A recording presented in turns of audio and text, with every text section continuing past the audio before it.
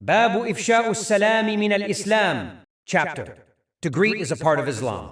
حدثنا قتيبة قال حدثنا الليث عن يزيد بن أبي حبيب عن أبي الخير عن عبد الله بن عمرو أن رجلا سأل رسول الله صلى الله عليه وسلم أي الإسلام خير؟ قال تطعم الطعام وتقرأ السلام على من عرفت ومن لم تعرف. Narrated Abdullah bin Amr radiyallahu anhu, a person asked Allah's Messenger, peace be upon him, what sort of deeds in or what qualities of Islam are good? He replied, to feed the poor and greet those whom you know and those whom you don't know.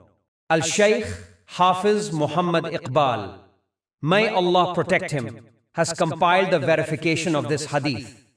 In various books on this subject, he found a total of 6 narrations from Abdullah ibn Amr radiyallahu anhu.